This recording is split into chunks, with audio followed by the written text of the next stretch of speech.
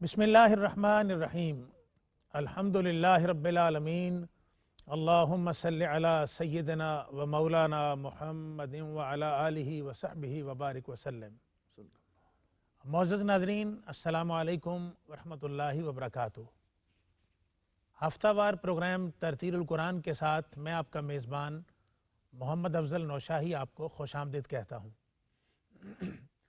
अल्हम्दुलिल्लाह, प्रोग्राम तरतीलुल कुरान में हम कुरान करीम को तिलावत के साथ, तरतील के अंदाज में और क़िराअत के साथ सुनते हैं और फिर तर्जमा आप समाअत करते हैं, फिर इस पर तफसीर आप सुनते हैं। एक हदीस पाक सुने, हज़रत अनस रज़ी अल्लाह तआला अन्हु से रवायत है कि रसूलुल्लाह सल्लल्लाहु अलैहि वसल्लम ने फरमाया, जो शख्स कुरान जमा करे अल्लाह ताला उसके मरने तक उसकी अक़ल को फ़ायदा पहुँचाता रहेगा। नाज़रीन, हमारे माशरे में जो साहब शऊर अफराद होते हैं, जो दानिश्वर होते हैं, उनकी बड़ी अहमियत है। और इंसान किसी मामले में अगर रुजू करता है तो जो शऊर वाला शख्स होता है उस तरफ अप्रोच करता है ताकि उसके मसाइल का जहाँ पर उसको हल मिले वहाँ पर कामलियत के साथ उसकी बात का सलूशन भी हो जाए और उसके लॉजिक के साथ उसकी अक़ल को भी फ़ायदा पहुँचे। ये दो तरफ़ा फ़ायदा होता है जब बंदा अप्रोच करता है किसी दानिश्वर तक, किसी साहब शाऊर तक। और देखें, अगर हमारे माशरे के अंदर, हमारे ख़ानदान के अंदर अक़ल वाले लोगों की इतनी अहमियत है कि ख़ानदान के लोग भी यही चाहते हैं कि जब कोई मामला या कोई परेशानी लाहक होती है या कोई मसला मसाइल होता है तो जो साहब शाऊर तक अप्रोच किया जाए, तो उस शख्स की कितनी अहमियत होती है माशरे में, ख़ानदान के अंदर। और देखें, जब कुरान से बंदा जुड़ जाता है, कुरान करीम से मोहब्बत करता है, कुरानी फ़िक्र अपने अंदर उतारता है, तो अल्लाह करीम उसको वो अक़ल सलीम अता करता है कि आका अलैहिस्सलातु वस्सलाम की इस हदीस पाक की रोशनी में जो हज़रत अनस रज़ी अल्लाह तआला अन्हु से रवायत है कि उस शख्स के मरने तक उसकी अक़ल को फ़ायदा पहुँचाता रहेगा अल्लाह करीम। यानी जब तक वो शख्स ज़िंदा है, कुरानी फ़िक्र की रोशनी में उसकी अक़ल बतदरीज बढ़ती रहेगी और कुरानी फ़हम का उसको फैज़ मिलता रहेगा। और जब उसकी अक़ल के अंदर, उसकी दानिश के अंदर, उसके शऊर के अंदर कुरान करीम की फ़िक्र शामिल होगी तो उसका सलूशन देने के हवाले से, बात करने के हवाले से, किसी मसले का हल पेश करने के हवाले से एक बड़ा यूनिक लॉजिक होगा जो न सिर्फ एक्सेप्टेबल होगा, दुनिया उसको मानेगी, बल्कि मानने के बाद जो मसला दरपेश होगा वो मसला भी हल होगा, उसके ख़ानदान के अंदर अमन भी कायम हो जाएगा, मुआशरे में अमन कायम हो जाएगा, उस शख्स की इज़्ज़त भी होगी और सारा मुआशरा अमन के अंदर जो है ना वो गिरफ़्तार हो जाएगा, मुब्तला हो जाएगा। हम दुनिया के दीगर मसाइल के अंदर गिरफ़्तार हैं लेकिन अमन मुयस्सर नहीं है। वजह अगर कैलकुलेट की जाए तो अक़ल की कमी है, और अगर कुरानी फ़िक्र से अक़ल ले ली जाए तो फिर इंशाअल्लाह ताला मुआशरे के अंदर, ख़ानदान के अंदर और इनफ़रादी हैसियत में इंसान की अपनी ज़िंदगी के अंदर सुकून पैदा हो जाएगा। अल्लाह करीम हमें तौफ़ीक़ अता फ़रमाए। प्रोग्राम तरतीलुल कुरान में जो अशख़ास और साहब क़दर और साहबान इज़्ज़त हमारे प्रोग्राम की ज़ीनत हैं, मैं उनका तारुफ़ पेश करना चाहता हूँ। हमारे साथ मौजूद होते हैं आप सबकी और मेरी भी पसंदीदा और हर दिल अज़ीज़ इल्मी, फ़िक्री और रूहानी शख्सियत मोहतरम अल्लामा मोहम्मद शहज़ाद मुजद्दिदी साहब। खुशामदीद कहता हूँ प्रोग्राम में आपको। और नाज़रीन, आपके साथ एक सीनियर कारी कुरान उस्ताज़ के दर्जे पे फ़ाइज़ हैं और न सिर्फ पाकिस्तान में बल्कि दुनिया भर में अल्लाह करीम ने आपको कुरान करीम की क़िराअत के हवाले से इज़्ज़त से नवाजा हुआ है, मोहतरम कारी मोहम्मद अली कादरी साहब। कारी साहब, आपसे गुजारिश है अल्लाह के कलाम की तिलावत के लिए।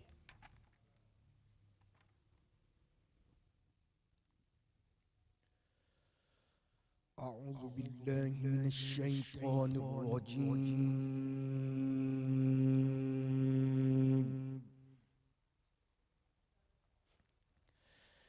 بسم الله الرحمن الرحيم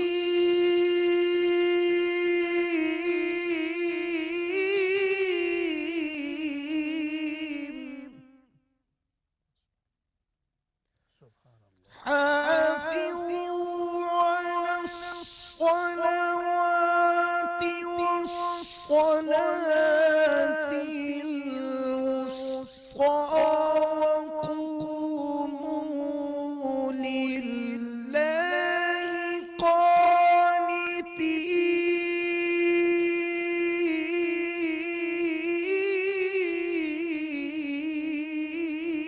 قانتين. اللہ اکبر، اللہ اکبر. فإن خفتم فرجالا أو ركبانا.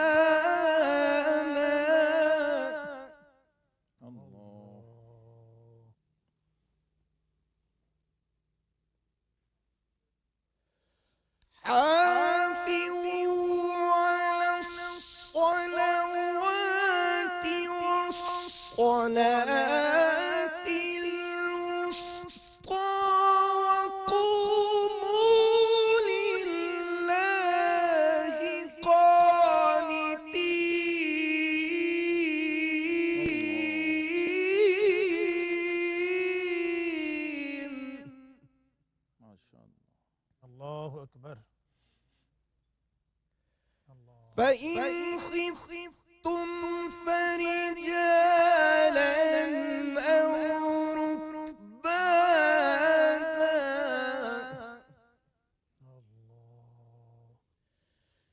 فإذا أمنتم فاذكروا الله.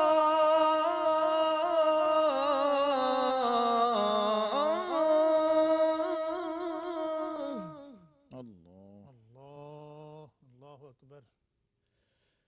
فاذكروا الله كما علمكم ما لم تكونوا تعلمون.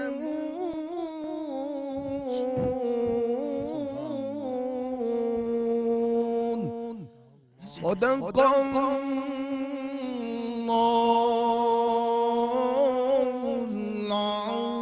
العظيم. صدق الله. سبحان اللہ، ماشاء اللہ. ناظرین، آپ نے قرآن کریم کی تلاوت سماعت کی. آئیے بڑھتے ہیں محترم علامہ محمد شہزاد مجددی صاحب کی طرف ترجمہ اور تفسیر کے لیے. جی محترم. جی شکریہ. بسم اللہ الرحمن الرحیم. الحمدللہ رب العالمین والصلاة والسلام علی اشرف الانبیاء والمرسلین وعلی آلہ وصحبہ اجمعین. یہ دوسرا پارہ اور سورہ البقرہ ہے. آیت نمبر 228 سے قاری صاحب نے پڑھا کہ نگہبانی کرو، حفاظت کرو سب نمازوں کی، اور خاص طور پر بیچ کی نماز کی، درمیانی نماز کی، والصلاۃ الوسطیٰ، اور کھڑے ہو اللہ کے حضور ادب سے. پھر اگر خوف میں ہو تو پیادہ یا سوار جیسے بن پڑے. جی. پھر جب اطمینان سے ہو تو اللہ کی یاد کرو جیسا اس نے سکھایا جو تم نہ جانتے تھے. سبحان اللہ، سبحان اللہ. اللہ. انتہائی قابل غور مضامین ہیں. جی جی. سب سے پہلی بات تو یہ کہی کہ نمازوں کی حفاظت کرو. ایک کانسیپٹ یہ ہے، لوگوں میں ایک تصور ہے کہ نماز پڑھو یا نماز ادا کر دو. جی ٹھیک. قرآن نے نماز کا جہاں حکم دیا ہے وہاں پر ایک تو اقیمو کا لفظ استعمال کیا، دوسرا حافظو کا استعمال کیا. حافظو. حافظو، جی ٹھیک. نمازوں کی حفاظت بھی کرنی ہے، صرف نمازوں کو ادا ہی نہیں کرنا. جی ٹھیک. صرف یہ نہیں سمجھنا کہ ہم نے 4 رکعتیں یا 2 رکعتیں جو جس نماز کی تھیں وہ ادا کر دیں اور رکوع کر لیا، قیام کر لیا، سجود کر لیے. جی نہیں، ٹھیک. نمازوں کی حفاظت کرنی ہے. مثال کے طور پر نماز کے فرائض آپ کو معلوم ہونے چاہیے. نماز خود بھی فرض ہے، جی ٹھیک ہے. لیکن کچھ چیزیں نماز کے اندر فرض ہیں. اللہ اکبر. تو نماز کی ایک ظاہری حفاظت ہے، ایک نماز کی باطنی حفاظت۔ باطنی حفاظت، ظاہری حفاظت کے لیے آپ کو پتہ ہو فرائض کیا ہیں، واجبات کیا ہیں، شرائط کیا ہیں، ارکان کیا ہیں، ٹھیک، نیت کا پتہ ہو، تکبیر تحریمہ کا پتہ ہو۔ نیت کے ساتھ ساتھ پھر یہ بھی ضروری ہے کہ آپ کو ارکان ظاہری اور ارکان باطنی کا پتہ ہو، باطنی کا بھی آپ کو پتہ ہو۔ شرائط کا پتہ ہو۔ جی جی، جیسے نماز کا وقت جب تک داخل نہیں ہوا ہے آپ وہ متعلقہ نماز ادا نہیں کر سکتے۔ نہیں کر سکتے۔ ان صلاۃ کانت علی المؤمنین کتابا موقوتا، مومنوں پر ہر نماز ایک وقت مقررہ میں فرض کی گئی، اللہ اکبر، یہ تو قرآنی نص ہے۔ یہ تو قرآنی نص ہے۔ تو یہ چیزیں آپ کو علم میں ہونی، یہ نہیں ہو سکتا کہ آپ اپنی مرضی سے کسی بھی وقت کوئی بھی نماز ادا کر لیں۔ اللہ اکبر، جی تو جی۔ وہ جو کچھ بھی آپ کریں گے وہ ایک پریکٹس ہوگی، ایک ایکسرسائز اور ہوگی۔ اس میں علامہ صاحب ہمارے معاشرے میں بے احتیاطی دیکھنے میں کثرت کے ساتھ۔ یہی میں عرض کر رہا ہوں کہ جب ہمیں یہ کانسیپٹ دیا گیا ہے کہ آپ نے صرف یہ ادا نہیں کرنا، آپ نے جی جی، خود اس کی حفاظت کرنی ہے۔ حفاظت کرنی ہے۔ تو ایک ہے اعمال کی ادائیگی، ایک ہے اعمال کا تحفظ اور اعمال کی حفاظت، وہ بھی اسی طرح فرض ہے، اور ساتھ کا والصلاۃ الوسطیٰ، اور درمیانی نماز کی خاص طور پر، اللہ اکبر، وہ بھی درمیانی نماز عصر جو اعلیٰ خطر کی ہے۔ اللہ اکبر، تو اس پر تمام ائمہ کا اتفاق و اجماع ہے۔ امام اعظم ابو حنیفہ رحمۃ اللہ علیہ، صحابہ کرام اور ائمہ مجتہدین کا جمہور کا اتفاق ہے کہ اس وسطیٰ سے مراد نماز عصر ہے، کیونکہ یہ دو نمازیں اور دو نمازیں، چار نمازوں کے درمیان میں آتی ہے۔ فجر، ظہر دو ادھر ہیں، مغرب، عشاء دو ادھر ہیں۔ اچھا تھوڑا مجھے درمیان اجازت دیں، میں۔ میں ایک سوال کر لوں۔ نماز عصر کو لے لیتے ہیں کہ مقدم کیا ہے، یعنی اب جہاں تک یہ وقت کی لیمیٹیشنز ہیں، آخری وقت میں بندہ ادا کر لے یا پہلے ادا کرے، درمیان میں ادا کر لے، یعنی یہ بزنس کی وجہ سے، کوئی خاندانی مصروفیات، 100 معاملات ہوتے ہیں زندگی میں، اس کی وجہ سے لوگ روٹین بنا لیتے ہیں کہ جو مؤخر جہاں پر ہو رہا ہوتا ہے وقت، وہاں پر جا کے ادا کرتے ہیں۔ نہیں، روٹین تو خیر بنانا خود غلط ہے۔ اس میں اصل یہ ہے کہ نبی کریم علیہ الصلوۃ والسلام کی سنت مبارکہ کیا ہے اور آپ کا طریقہ مبارک۔ صلو کما رأیتمونی اصلی، فرمایا نماز اس طرح پڑھو جیسے مجھے پڑھتے ہوئے دیکھتے ہو۔ ٹھیک، تو آپ صلی اللہ علیہ وسلم نے موسم کی مناسبت سے بعض دفعہ چینجز کی ہیں، سردیوں اور گرمیوں کے حوالے سے چینجز فرمائی ہیں کہ ابردو بالظہر، جب گرمیاں ہوں شدید تو فرمایا ظہر کو ٹھنڈا کر کے پڑھو، اللہ، اس میں فضیلت یہ ہو گئی۔ اچھا جی، اسی طرح اسفروا بالفجر فإنہ اعظم للأجر، فرمایا فجر کی نماز جو ہے اس کو ذرا روشن کر کے پڑھو کیونکہ اس کا اجر زیادہ ہوتا ہے۔ چاہے کہ آپ بالکل شروع ٹائم میں اندھیرے میں پڑھیں، اس کی نسبت جو ہی ذرا سی سفیدی نکلتی ہے جیسے حناف کا طریقہ ہے، جی جی، وہ سنت کے زیادہ قریب ہے، اور آپ صلی اللہ علیہ وسلم کا مستقل معمول وہ رہا ہے۔ کبھی کبھی آپ نے اس پہلے وقت میں بھی ادا فرمائی۔ تو دیکھنا یہ ہے کہ آپ صلی اللہ علیہ وسلم کے فائنل معمولات کیا تھے، آخری معمولات حیات طیبہ کے، یہ حناف نے اس کو ترجیح دی ہے۔ ائمہ حناف نے اس کو ترجیح دی کہ آخری عمل حضور صلی اللہ علیہ وسلم کا کیا تھا۔ ایسے ہی عصر میں بھی ہے۔ ٹھیک ہے، عصر میں نماز مغرب کی اذان سے 1 گھنٹہ پہلے عصر کو ادا کرنا مستحب اور افضل ہے۔ اللہ اکبر، یہ اس کا آخری ٹائم ہے جو حناف کے نزدیک۔ ٹھیک ہو گیا، ٹھیک ہے، تو بعض آپ امام شافعی، امام احمد بن حنبل رحمہ اللہ، وہ انہی بزنس مین اور یہ والا جو طبقہ ہے، ہاں جی، ہاں جی، ان کی وجہ سے انہوں نے ایک سہولت پیدا کی کہ آپ اگر شروع میں ادا کر لیں، پہلے جلدی ادا کر لیں، تو پھر آپ کو زیادہ گیپ مل جاتا ہے دو نمازوں کے درمیان۔ بالکل ٹھیک ہے۔ یہ ایک حکمت ہے۔ تو اسلام دین حکمت ہے، اس لیے اس کے احکام میں بھی وہ حکمت باقی بات کو بعد میں کمپلیٹ جی۔ کرتے ہیں۔ ناظرین دیکھیں، اس حوالے سے ہمیں معلومات بڑی کم ہے، اس پر مزید بات لیں گے، لیکن ایک مختصر سے وقفے کے بعد آپ ہمارے ساتھ رہیے۔ خوش آمدید کہتے ہیں ناظرین آپ کو پروگرام ترتیل القرآن میں، اور آج ایک ایسی بات کا پتہ چلا جو اللہ ماشاءاللہ بڑے کم لوگوں کو اس کے بارے میں آشنائی ہے کہ نماز کو اس کے اپنی جو لمیٹڈ ٹائمنگ ہے اس کے اندر رہتے ہوئے کس وقت پہ ادا کرنا افضل ہے، مقدم ہے۔ اس حوالے سے جی محترم بات کو کمپلیٹ اسی طرح مغرب میں تعجیل سنت ہے، جلدی، تعجیل سے مراد ہے جلدی، یعنی مغرب کا وقت شروع ہوتے ہی اس کو ادا کر لینا، وہ افضل ہے۔ اس میں قصدن تاخیر نہ کی جائے، لیکن اس کا وقت بھی 1 گھنٹہ تک رہتا ہے۔ نماز عشاء کا وقت داخل ہونے تک مغرب کا وقت رہتا ہے، آپ ادا کر سکتے ہیں، جی ٹھیک ہے، لیکن اس میں افضل یہ ہے کہ آپ پہلے ادا کر لیجئے۔ اس میں زیادہ اندھیرا اور ستاروں کا نکل آنا، اس میں پھر کراہت شامل ہو جاتی ہے، وہ مکروہ ہو جاتا ہے۔ بالکل ٹھیک، ایسے ہی نماز عشاء جو ہے وہ نصف شب تک آپ ادا کر سکتے ہیں، بالکل صحیح اور درست۔ اگر آپ رات کے 12 بجے کے بعد آج کل کی ٹائمنگ کے حساب سے ادا کر رہے ہیں تو وہ نماز تو عشاء ہو جائے گی لیکن وہ مکروہ ہوگی، ٹھیک وہ کراہت کے ساتھ ہوگی۔ تو اللہ اس کا آخری ٹائم، اس میں بھی تاخیر مستحب ہے۔ آپ جی، صلی جی، اللہ علیہ وسلم نے عشاء بھی ہمیشہ تاخیر سے ادا فرمائی۔ تاخیر سے ادا تاخیر کا مطلب یہ ہے کہ اس وقت مقررہ میں جو آخری وقت ہے اس میں ادا فرمائی۔ پھر جو کراہت کے اوقات ہیں یعنی بالکل ہی وقت اب ختم ہونے والا ہے وہ نہیں۔ اچھا، یہاں پہ بڑا شاندار ایک سوال ذہن میں ابھرتا ہے کہ وہ جو پھر اذان ہوئی، ایک لمیٹڈ ٹائم کے بعد جماعت کھڑی ہو گئی، جی پھر جماعت کے ساتھ ملنے کا پھر یہ تاثر پھر اس حوالے سے آپ کی ہاں، اس میں کیا رائے آپ ہے؟ صلی اللہ علیہ وسلم کا جو معمول مبارک تھا وہ یہ تھا کہ گھڑیاں تو تھی نہیں، تو صحابہ کی گھڑی آپ صلی اللہ علیہ وسلم کی آمد تھی عشاء کی نماز میں۔ اللہ وہ بیٹھے رہتے، انتظار کرتے، جب آپ صلی اللہ علیہ وسلم تشریف لے آتے تو سیدنا بلال، اذان ہو چکی ہوئی ہے اپنے ٹائم پہ، اذان ہو گئی ہوئی ہے، سب کو پتہ ہے کہ عشاء کا وقت داخل ہو گیا، لوگ آ رہے ہیں آہستہ آہستہ نماز کے لیے۔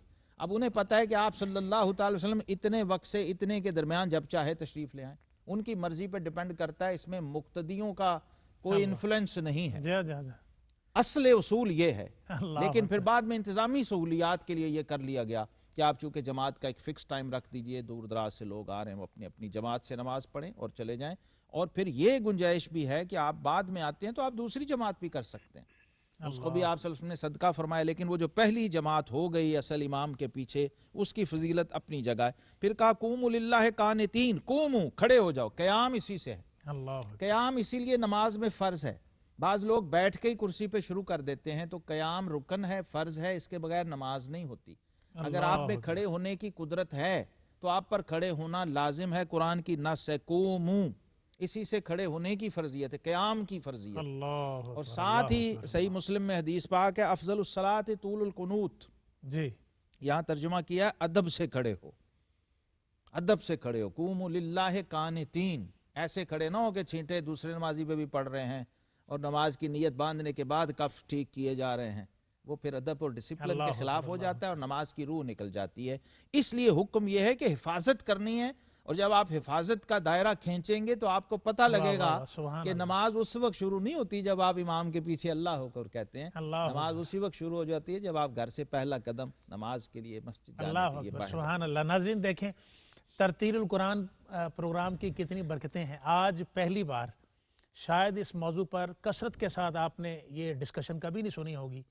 میری معلومات میں یہ بات کہ ٹائمنگ کے حوالے سے کون سا وقت مقدم اور افضل ہے، ایک بات، اور پھر دیکھیں مساجد کے اندر یہ چیئرز لگی ہوتی ہیں اور اندازہ کیا جا سکتا ہے کہ لوگ بلا وجہ بیٹھ کر جب نماز پڑھتے ہیں تو چلیں، اگر کوئی پرابلم ہے تو ٹھیک ہے، لیکن جیسے علامہ صاحب نے فرمایا کہ قیام جو ہے وہ فرض بھی ہے، تو بلا وجہ قیام نہ کرنا، کرسی پہ بیٹھ جائیں، بیٹھ کر نماز پڑھیں آپ، لیکن قیام کیا کریں۔ اس کی اہمیت آپ نے محترم علامہ صاحب سے سماعت کر لی، اللہ کریم ہمیں توفیق عطا فرمائے۔ محترم قاری صاحب تلاوت کلام پاک فرمائیے۔ أعوذ بالله من الشيطان الرجيم.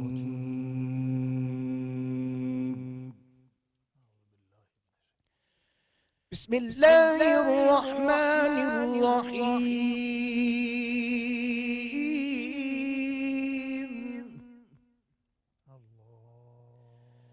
الذين ينفقون أموالهم في سبيل الله ثم لا يتبعون ما أنفقوا اللہ سبحان ثم لا يتبعون ما أنفقوا منا ولا أذى لهم أجرهم عند ربهم سبحان اللہ، ولا خوف عليهم ولا هم يحزنون اللہ، اللہ اکبر۔ قول معروف ومغفرة خير من صدقة يتبعها أذى والله غني حليم.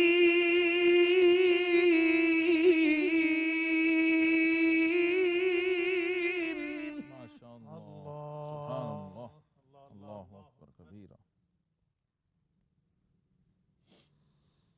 يا أيها الذين آمنوا لا تبطلوا صدقاتكم بالمن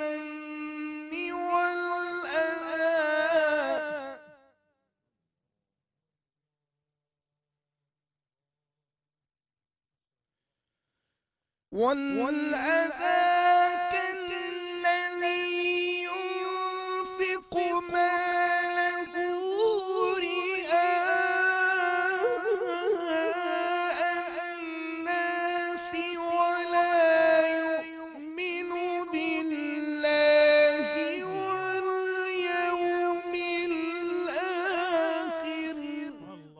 اللہ اکبر، اللہ اکبر. اللہ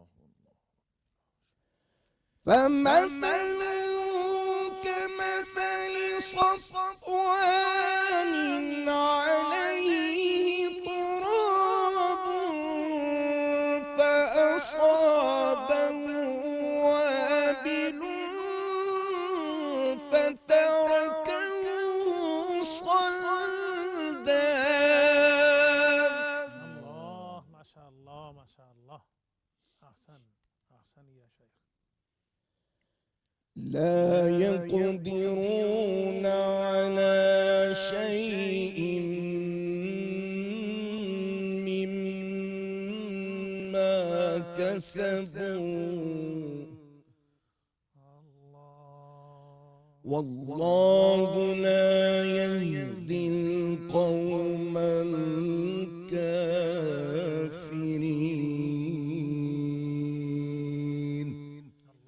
صدق خالقنا العظيم. سبحان اللہ. ناظرین، آپ نے خوبصورت انداز میں قرآن کریم کی تلاوت سماعت کی. ترجمہ اور تفسیر لیتے ہیں محترم علامہ محمد شہزاد مجددی صاحب سے. جناب جی شکریہ. بسم اللہ الرحمن الرحیم. یہ بھی سورہ البقرہ ہے اور تیسرا پارہ ہے اور بہت ہی اہم مضمون ہے. اسلام کا نظام عبادت مالی اور بدنی عبادات پر مشتمل ہے. جی ٹھیک ہے. پہلے ہم نے بدنی عبادت کی بات کی. نماز جو ہے بدنی عبادت ہے، جی ٹھیک ہے. اور زکوٰۃ، صدقات، خیرات جو اللہ کی راہ میں آپ خرچ کرتے ہیں وہ مالی عبادت ہے. ٹھیک ہے. حکیم الصلاوات الزکاة اکٹھا ذکر کیا نا جی، جی کہ دونوں مطلوب ہیں بندے سے، ٹھیک. کیونکہ بدن بھی اللہ کا دیا ہوا ہے، بے شک. مال بھی اللہ کا دیا ہوا ہے.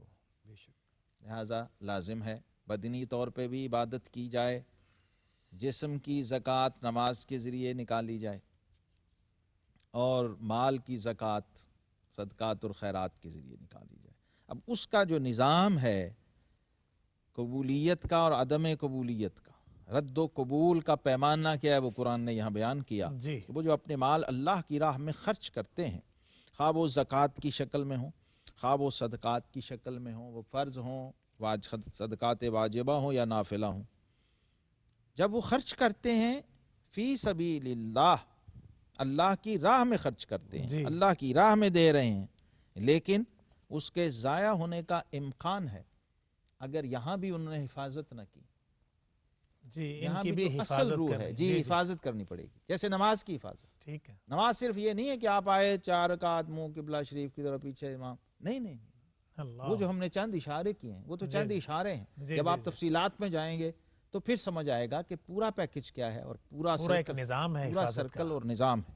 جی ایسے ہی اس کا بھی ہے. اس میں بھی ہم چند، چونکہ وقت ہمارا قلیل اور محدود ہوتا ہے، تو ہم اشارے عرض کرتے ہیں تاکہ ناظرین پھر اس کی تفصیلات کو خود دیکھیں جی. اور ملاحظہ کریں اور انہیں سمجھ آئے کہ اپنے اعمال کو بچانا کیسے ہے، قابل قبول بنانا کیسے ہے، اور پھر اس کا آؤٹ پٹ اور ثمرہ بارگاہ الہی سے ملتا کیسے، کیسے ہے؟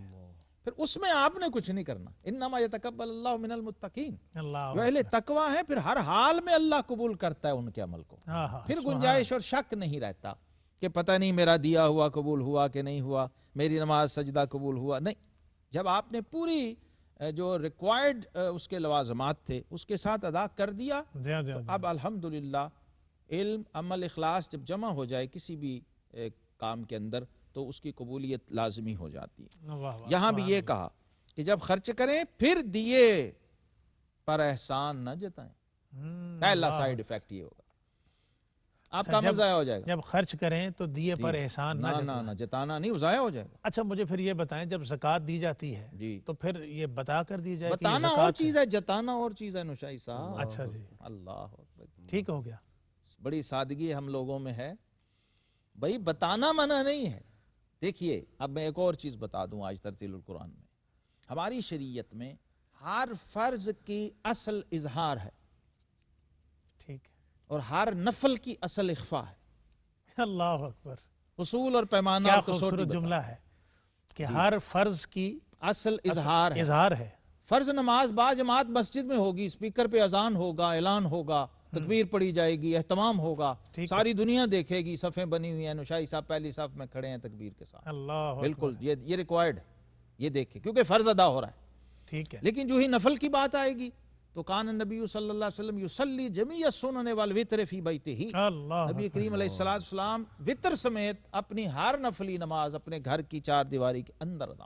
تو اب اصل ائمہ نے کہا نفل میں اصل اخفاء چھپا کے کرنا، اور فرض میں اصل اظہار اعلان اور دکھا کے. تو جب آپ زکوٰۃ بتا کے کریں کوئی حرج نہیں، لیکن جو صدقہ و خیرات ہے اس میں اشتہار نہیں چھاپنے، اس میں اعلان نہیں کرنے، اس میں میڈیا نہیں بلانا کہ آج حضرت صاحب جو ہیں وہ اتنی لڑکیوں بچیوں کے نکاح کروا رہے ہیں، آج یہ ہو رہا ہے. نہیں، اس میں ضائع ہو جائے گا. میں اس بات کو یہیں سے اس بات کو کنٹینیو کروں گا. ناظرین، یہ نوافل کے اندر اخفاء کیوں ہے؟ بڑی اہم بات ہے، اور جتنے روحانی لوگ ہیں اور روحانی لوگوں سے پیار کرنے والے لوگ ہیں ان کے لیے یہ بات بڑی اہم ہوگی. آپ انتظار کریں، ہم آپ کی خدمت میں دوبارہ حاضر ہوتے ہیں ایک مختصر سے وقفے کے بعد. خوش آمدید کہتے ہیں ناظرین آپ کو پروگرام ترتیل القرآن میں. فرض کی بات بھی ہوئی، نوافل کی بات بھی ہوئی. فرض کے حوالے سے اظہار سے متعلق آپ نے گفتگو سن لی، لیکن نوافل کے حوالے سے اخفاء کا یہ تصور کیا ہے؟ اور اسی کے ساتھ ہی میں آپ کے لیے یہ بڑی خوبصورت ہمارے محترم علامہ محمد شہزاد مجددی صاحب کی تصنیف ہے، اور نئی تصنیف ہے نوافل کی شرعی حیثیت. یہ بڑی خوبصورت کتاب ہے، اور دیکھیں اللہ کا قرب پانے کے لیے کثرت نوافل کیجئے اور اس کتاب کا مطالعہ کریں. سبحان اللہ. اچھا، میں اس کتاب کے حوالے سے جیسے ہی یہ خوبصورت ٹائٹل پر میری نظر پڑی تو بہت سارے سوالات ذہن میں پیدا ہوئے، جن میں سے سوال کرنے سے پہلے ہی بہت سارے جواب بھی مجھے مل گئے علامہ صاحب. لیکن یہ جو بات ہے اخفاء کی آپ نے کی، کیا نوافل کے اندر جو قربت حاصل ہوتی ہے اس کے لیے ضروری ہے اخفاء؟ جی، اخفاء دیکھیے خود رسول اللہ صلی اللہ علیہ وسلم کے عمل سے بڑھ کے کوئی سند ہو ہی نہیں سکتی. ٹھیک. امام الانبیاء والمرسلین جو سید العابدین ہیں اور عابد العابدین ہیں اور عارف العارفین ہیں، سب سے بڑے عارف باللہ، سب سے بڑے عابد اللہ کی عبادت کرنے. اللہ اکبر، صلی اللہ تعالی علیہ وسلم. آپ کی ذات گرامی، آپ کا عمل خود سند ہے، شریعت میں سنت ہے، بے شک، حجت ہے. بے شک. اور پھر اس کی اصل و روح یہ ہے کہ آپ چاہتے تو مسجد میں بھی نفل پڑھ سکتے تھے، لیکن یہ جو چھپا کے پڑھا اس میں اعلان و اشتہار نہیں آیا. وہ کیوں تھا؟ اس لیے تھا کہ نفل ایڈیشنل، نفل کا معنی ہے اضافی چیز. اچھا، اس کا معنی ہی ایڈیشنل چیز ہے جی، جو آپ کر رہے ہیں اپنے ذوق اور اپنی مرضی سے، تو اس میں کوئی دنیاوی کریڈٹ جو ہے وہ ملحوظ نہیں ہونا چاہیے. ٹھیک. اور کسی قسم کی مکسنگ اور آمیزش بھی نہیں ہونی چاہیے پبلک کی. ظاہر جب اخفاء غیر آپ نے نہ کر ہو، لیا، اس میں غیر نہ ہو. جی ہاں. فرض میں کہا ورکع مراکن، چونکہ آرڈر ہے اس لیے ہم نے فالو کرنا، اور عبادت فالو کرنے کا ہی نام ہے. مسلمان کا مطلب ہی یہ ہے جو سر تسلیم خم کر دے اس کو مسلمان کہتے ہیں. تو جب معبود نے کہا کہ بھئی میرے فرض یوں ادا کرنے ہیں اور نفل تیرے ہیں، وہ تو نے اپنی مرضی سے پڑھنے ہیں، اس میں کریڈٹ نہیں لینا کسی قسم کا.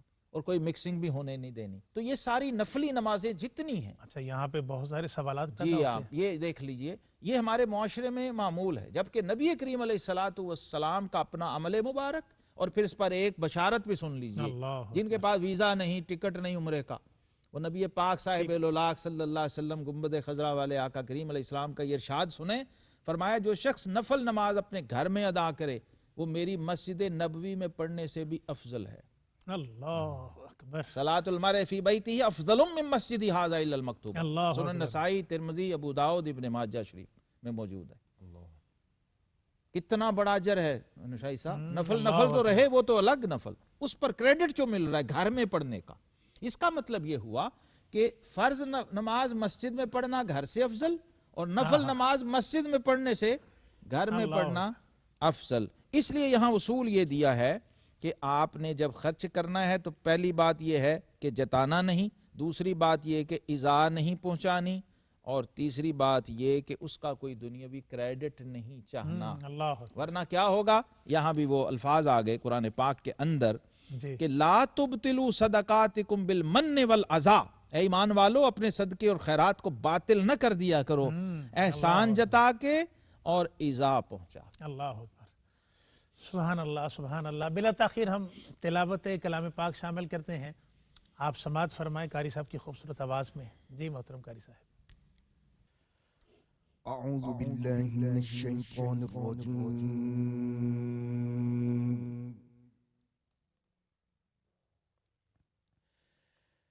بسم الله الرحمن الرحيم.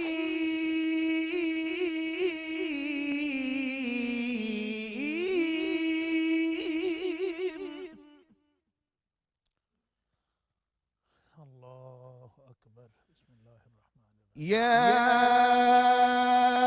أيها الذين آمنوا أطيعوا الله وأطيعوا الرسول ولا تبطلوا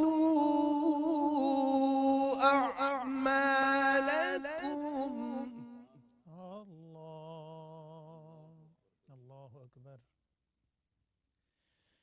إن الذين كفروا وصدوا عن سبيل الله ثم ماتوا وهم كفار فلن يغفر الله لهم.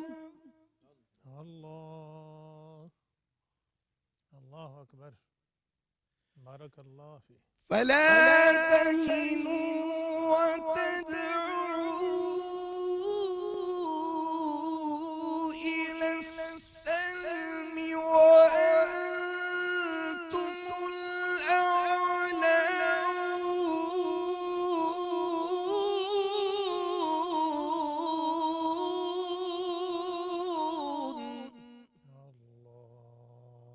اللہ اکبر. ماشاء اللہ. والله معكم ولن يتركم أعمالكم. اللہ اللہ. إنما الحياة الدنيا لعب ولهو وإن تؤمنوا وتتقوا يؤتكم أجوركم ولا يسألكم أموالكم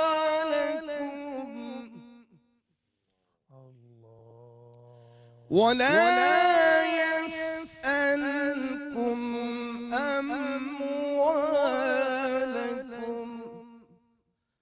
صدق الله العلي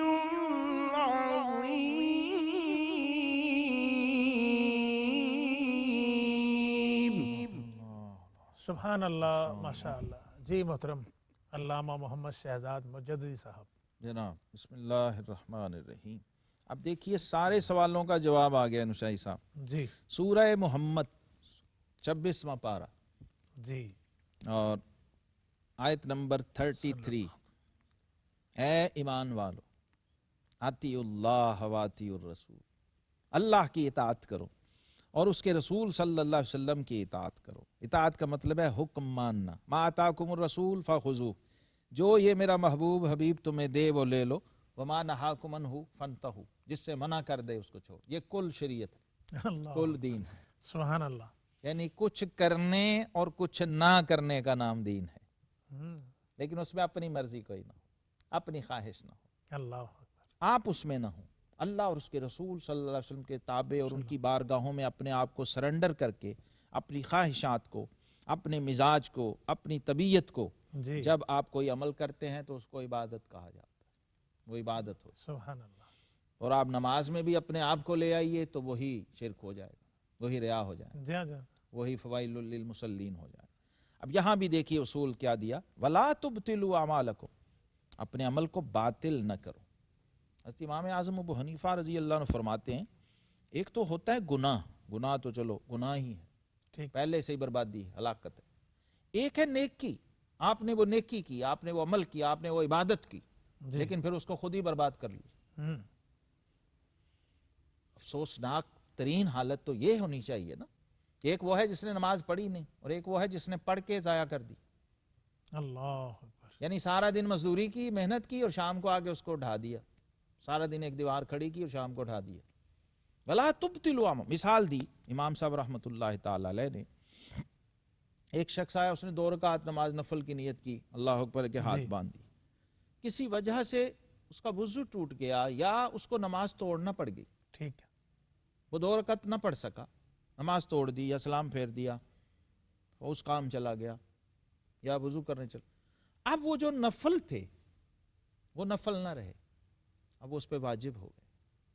अल्लाह अकबर, फिर वाजिब हो गए। जी, जब जी। तक शुरू ना किए थे नफल थे, जब आगाज कर दिया, नियत बांध ली, शुरू कर दिया अमल, अब उसको बर्बाद होने से बचाना है। अल्लाह अकबर, अल्लाह अकबर। अब वो कुल जिंदगी में वो नफल जब भी पढ़ ले अदा हो जाएंगे, लेकिन वो ड्यू रहेंगे। ड्यू रहेंगे, वाजिब क्यों? हो गए। जी क्योंकि जी, ये हुक्म है वला तुबतिलु अमालकुम, ये उसूल है, ये बहुत ज़ाब्ता। खूबसूरत बात।